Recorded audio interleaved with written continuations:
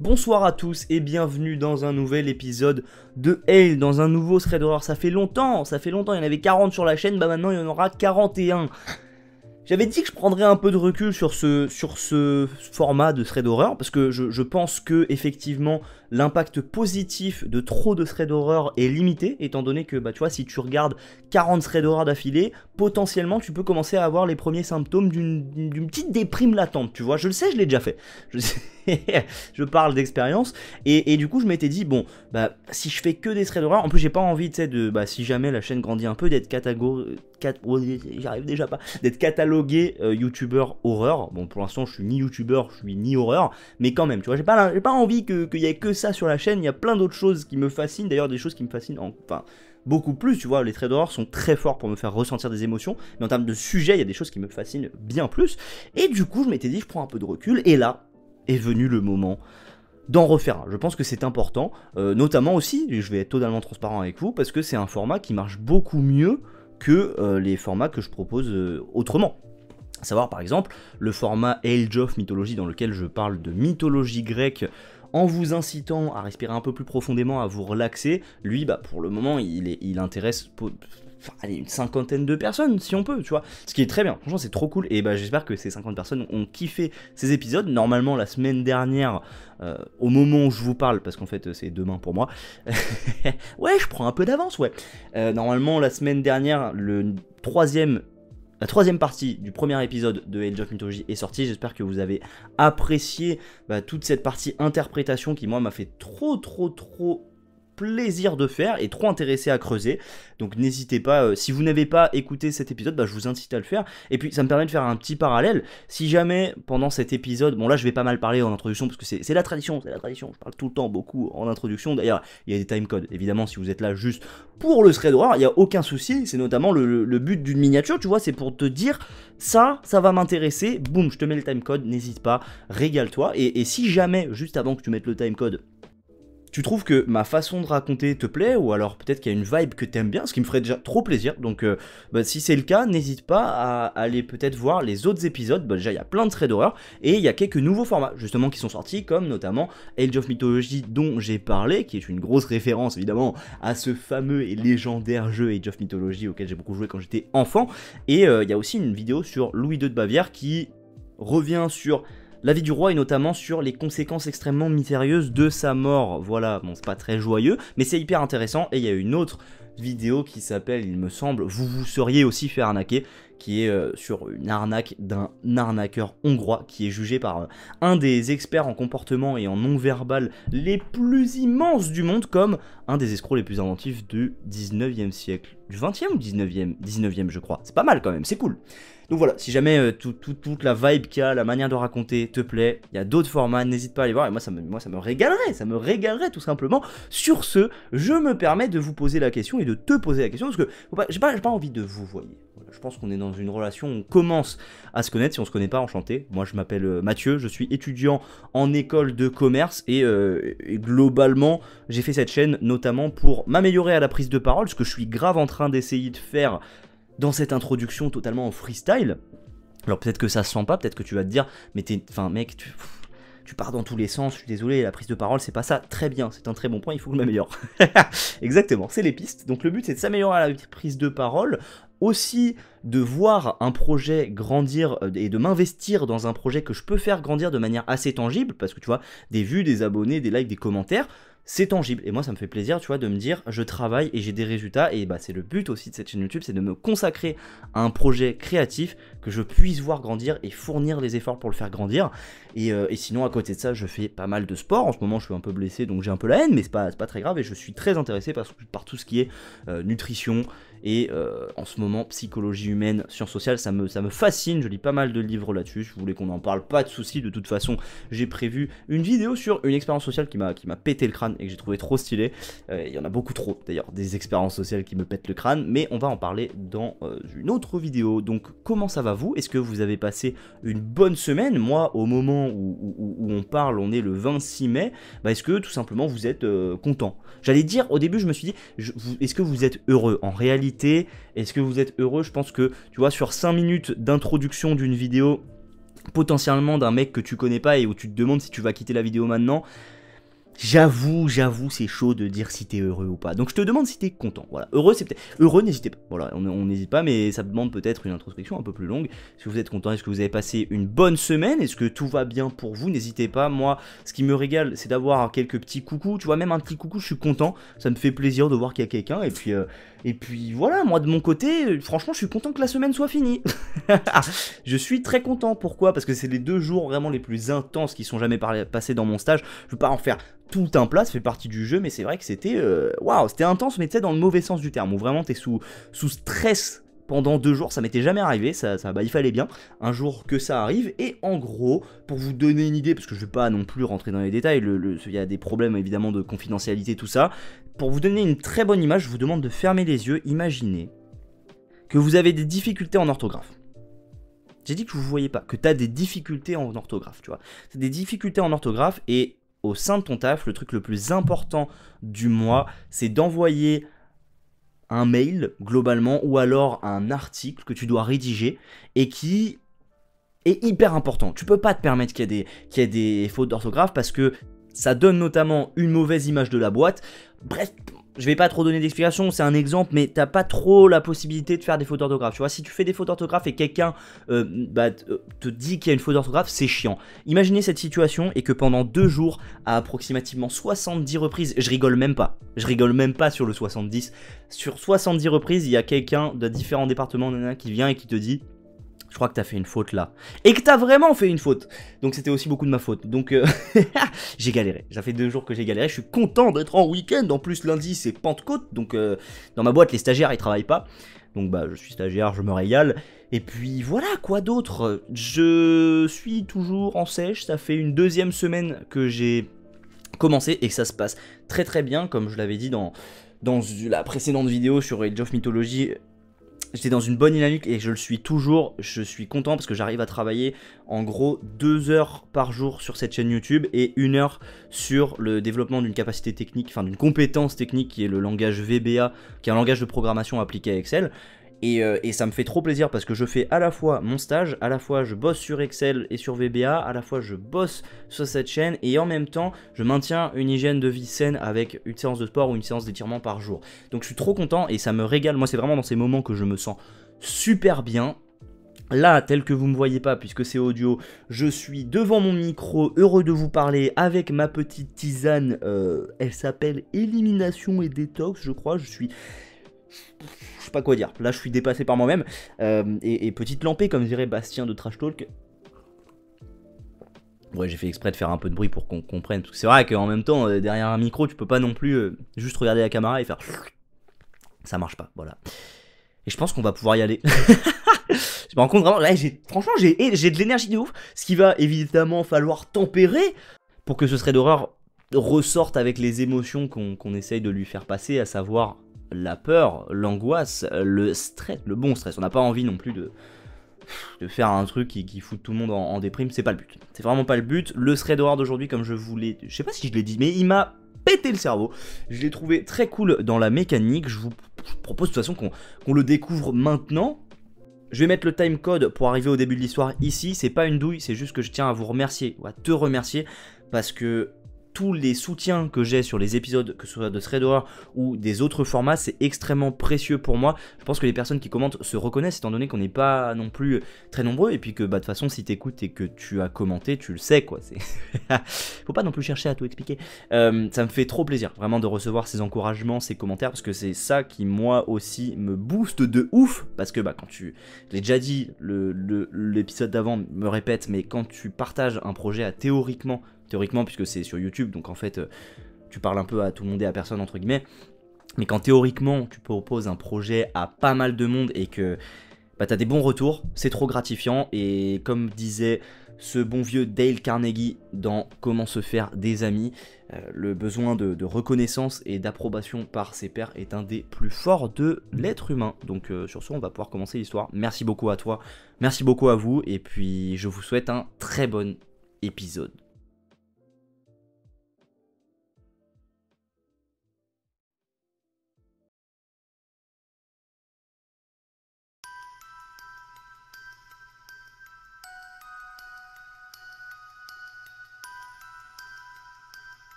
On est il y a pas mal de temps, il y a quelques années en arrière, et Philomène, je choisis le nom que je veux, Philomène donc sort tout juste d'une relation plutôt toxique, qu'elle qualifie d'abusive, et on n'a pas d'infos de si ça a un lien ou pas, mais elle décide de déménager et de bouger à l'autre bout de son pays.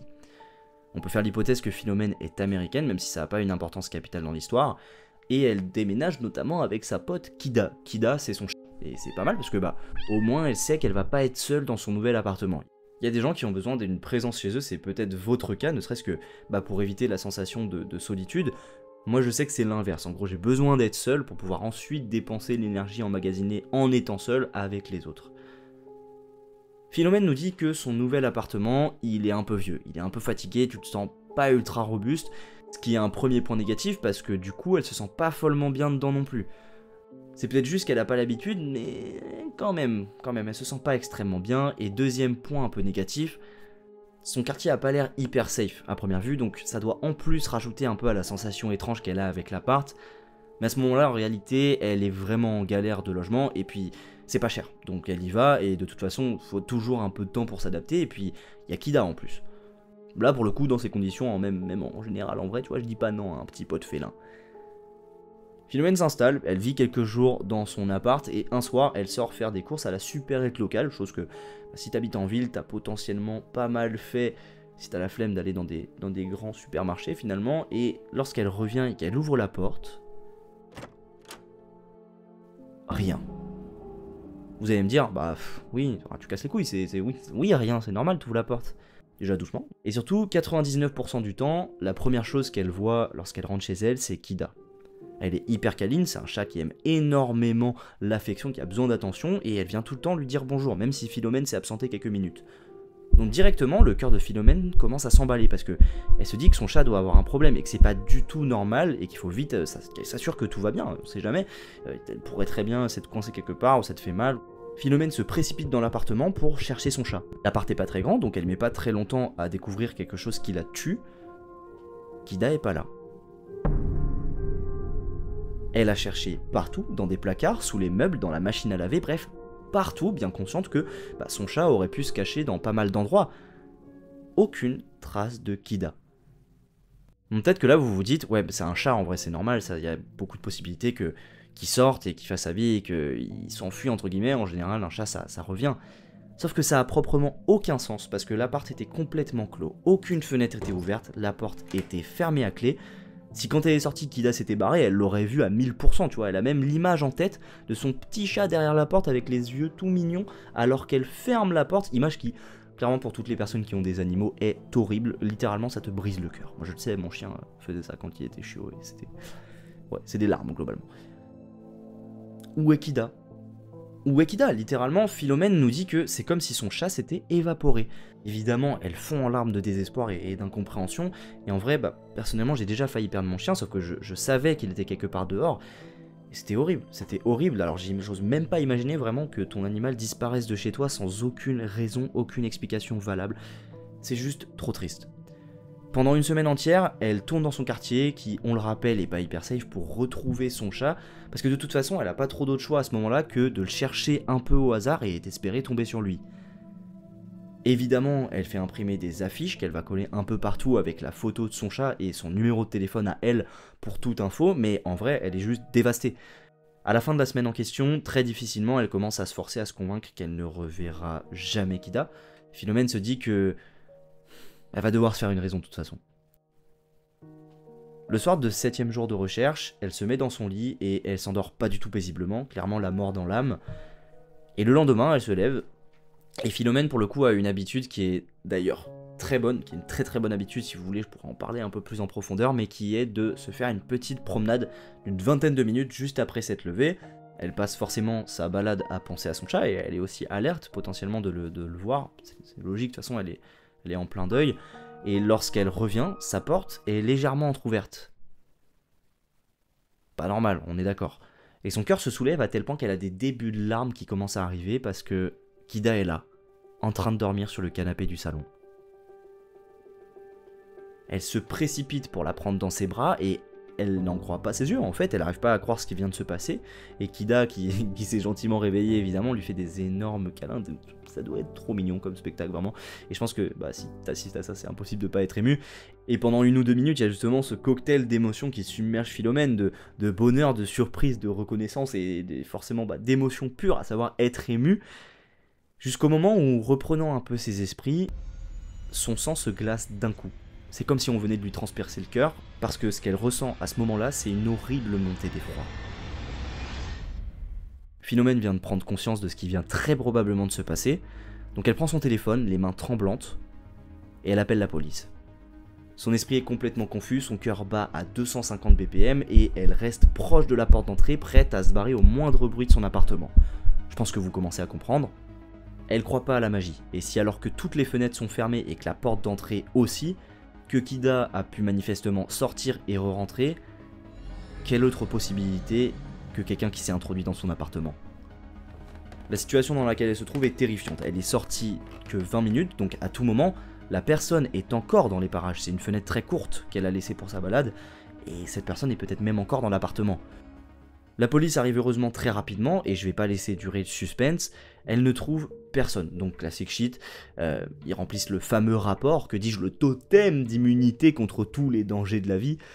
En vrai je suis sarcastique, mais les pauvres, tu vois, ils peuvent pas faire grand chose d'autre. Et entre temps, Philomène a aussi appelé le proprio, qui arrive un peu après, et il est un peu sous le choc lui aussi, et il confesse à Philomène qu'il a oublié de faire changer les serrures avant l'arrivée de Philomène, et forcément l'un des policiers lui demande si ça pourrait pas être probablement l'un des anciens locataires qui serait introduit dans l'appartement, et apparemment c'est très peu probable parce que depuis la dernière fois qu'il a changé la serrure, il n'y a eu qu'un seul locataire, à savoir une femme, et cette femme elle a rompu son bail parce qu'elle devait déménager pour cause d'une belle opportunité professionnelle. Donc peu de chance que ce soit un ancien locataire. Bon, après cet épisode, inutile de dire que Philomène est pas tombée amoureuse de son appartement et elle a fini par le lâcher très rapidement après cette histoire. Et aujourd'hui, on n'a pas plus de détails, mais j'espère franchement que Philomène et ton chat, vous allez bien.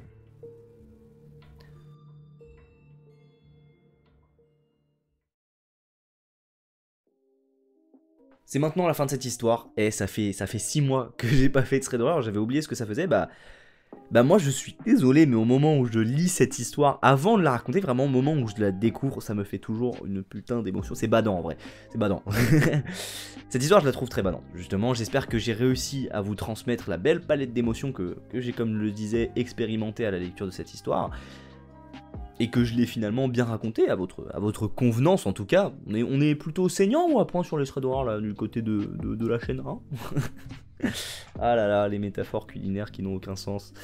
Avant de conclure, on peut se poser la question classique de... Moi je reprends un ton un peu sérieux quand même. Est-ce qu'il s'agit d'une fiction ou d'un récit réel? Je vais faire très court là-dessus, j'ai eu l'habitude de prendre pas mal de temps pour faire des petites analyses de ces histoires, mais là, je pense que, étant donné qu'il n'y a justement pas énormément de détails, je peux pas me permettre d'analyser très fort, et de toute façon, mon analyse elle vaut ce qu'elle vaut, tu vois, c'est moi qui ai lu et qui me dit ok, pourquoi pas, chelou et tout. Mais en gros, bien que je sois pas sûr à 100% de ce que je raconte, encore une fois, faut pas du tout prendre cette parole pour réalité, je pense que vous le savez, enfin c'est logique quoi. Je pense qu'on est sur une fiction, pour 2 petits éléments rikiki, à savoir que le fait que Kida soit en train de dormir quand Philomène arrive, c'est un peu étrange, puisque un chat, ça t'entend rentrer. En règle générale, même si c'est en train de dormir, ça t'entend pas mal rentrer. Je veux pas m'avancer, évidemment, il doit y avoir des exceptions. Mais on a en plus l'indication, le détail que Kida est extrêmement câline et qu'elle vient toujours dire bonjour à sa maîtresse. Et le scénario logique, ça aurait donc été, Philomène rentre, son chat lui fait la fête, là il dort, tu vois, c'est un peu étrange, il dort alors que Philomène s'est absentée pas très longtemps, donc potentiellement, en fait la personne qui l'a enlevé puis ramené était là il y a très peu de temps, donc ce serait étonnant que le chat il soit rentré dans un profond sommeil en 8 minutes, tu vois, au point de pas entendre sa maîtresse qu'il n'a pas vue depuis une semaine.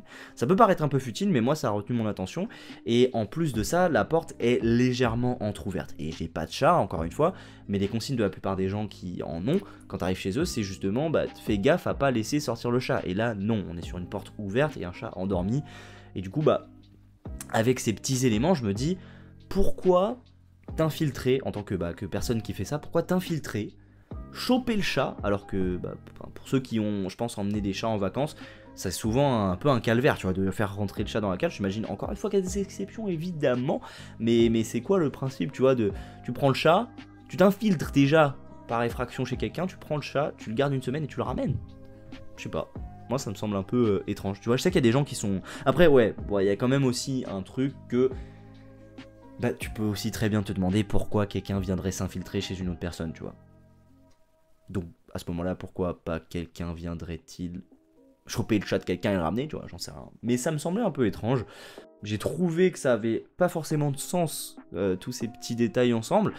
Mais je pense que du coup c'est une fiction et ça reste mon avis. Et si c'est pas le cas, bah grosse force à toi, Philomène, qui s'appelle pas du tout Philomène évidemment, qui a écrit cette histoire. Et ce qui est sûr, c'est que la mécanique en vrai est horrible. Le principe de ton chat disparaît.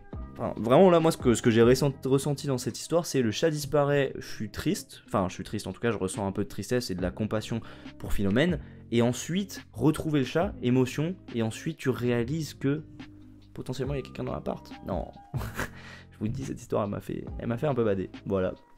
Je vais m'arrêter là, je pense que c'est la fin de cet épisode justement. Si tu as aimé cet épisode, comme je le disais, il y en a 40 autres.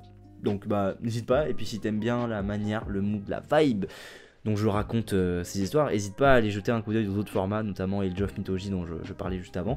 Et puis bah, j'ai la sensation que cet épisode est au final beaucoup plus long que ce que je pensais. Ouais, quand même, tu vois, il y a une bonne 17 minutes d'histoire. Franchement, en fait, je pensais que ce serait beaucoup plus court. Donc bah c'est cool, ça fait plaisir. Et puis voilà, je pense qu'on va pouvoir conclure. Merci beaucoup, encore une fois, de m'avoir écouté. J'espère que bah, s'il y a des personnes qui découvrent cette chaîne, ça vous a plu. Et si vous êtes arrivé jusqu'ici, c'est que potentiellement j'ai un peu rempli mon rôle de vous divertir le temps d'une petite vidéo. J'espère vraiment que ce sera le cas. Et puis, il fallait aussi que je vous pose une question à laquelle je peux aussi répondre tout seul, mais ça m'intéresse d'avoir votre avis. Je sais que, bah, comme manifestement vous êtes en train de le voir, j'essaye d'explorer différents formats, toujours dans une vibe un peu histoire, mais avec un peu de l'échange, puisque vous savez, enfin, vous savez peut-être pas, non, ça, en vrai, je dis vous savez, mais j'aime bien en tout cas parler en intro et en conclusion, et j'aime bien ce format un peu spontané d'intro et de conclusion où je parle de ma vie, on rigole un peu, enfin en tout cas moi je rigole, je sais pas si c'est votre cas, tu vois, mais et voilà. Hop, la petite lampée de tisane. C'est une bonne tisane. Non, il fallait que je vous demande parce que en fait, le format que j'aimerais faire, c'est un format qui est extrêmement peu novateur. Là, pour le coup, je me suis pas donné énormément de mal sur la créativité, mais en même temps, c'est un format, quand tu le regardes, qui est extrêmement attrayant, à savoir le format Let's Play. En gros, je sais qu'il y a Final Fantasy XVI qui va bientôt sortir, et c'est un jeu que j'attends énormément, et je prends vraiment très peu de temps pour jouer aux jeux vidéo. En gros, les seuls moments où je joue aux jeux vidéo, c'est pour jouer à un jeu de basket NBA 2K quand je reviens à Lyon dans ma ville, ce qui arrive globalement allez, une semaine sur 3. Et donc au total sur un mois, mon temps de jeu ça doit être 1 heure, 2 heures, tu vois. Et je me dis, ça pourrait être intéressant de prendre plaisir à découvrir ce jeu, parce qu'en général, enfin, moi j'aime beaucoup la narrative qu'il y a dans les Final Fantasy. J'en ai pas fait énormément, à chaque fois j'ai trouvé ça trop bien, et notamment le dernier Final Fantasy XV que j'ai suraimé. Et je me dis, ça peut être marrant de le faire soit en commentary si on peut dire, soit en faisant un peu juste un format compressé des bons moments que j'ai passés sur ce jeu, qui peut être vraiment un truc full divertissement comme ça se fait énormément sur YouTube. Je sais que potentiellement les personnes qui regardent et qui écoutent ces épisodes sont pas le public, enfin pas les personnes qui sont ciblées par ce genre de contenu, mais bah dans tous les cas, tu vois, je me dis que je vais le faire parce que ça me fait marrer, mais d'un autre côté, ça m'encouragerait encore plus s'il y a des personnes qui se montrent favorables à ça, tu vois, et à l'inverse, ça peut me faire un peu plus réfléchir si on me dit, mec, en vrai, non, c'est pas marrant, tout le monde fait ça, vas-y, tu vois. Je sais pas, à voir. Voilà, je vous demande votre avis, on fait un petit sondage là comme ça, on se régale. Et puis voilà, sur ce, moi je vais entamer mon week-end comme il se doit. Demain je sors cet épisode de Age of Mythology sur la dernière partie, excusez-moi j'ai phasé, la dernière partie sur Prométhée. Et j'espère que dans tous les cas vous allez passer un bon week-end. N'hésitez pas encore une fois, je le rappelle, à me dire comment ça va vous et à interagir si vous avez des questions à me poser, parce que comme je parle un peu de ma vie, peut-être que vous avez des questions, on n'en sait rien. N'hésitez pas à interagir avec moi, je me ferai un grand plaisir de vous répondre. Gros bisous à ceux qui commentent. En règle générale, il y a toujours un peu les mêmes personnes dans les commentaires, notamment Lady Dia, Odiolo, Johanna. Et puis de toute façon, vous vous reconnaissez. Je pense. Merci beaucoup encore. Et puis bah, gros bisous à tout le monde. Merci de votre écoute. Ça fait 700, merci. Donc je vais en faire un 701ème, merci. Et puis bonne soirée. Bonne soirée, bonne journée suivant quand vous écoutez cet épisode. Ça traîne un peu en longueur, tu vois. On commence à s'essouffler. Boum, petite lampée. Ciao, bisous.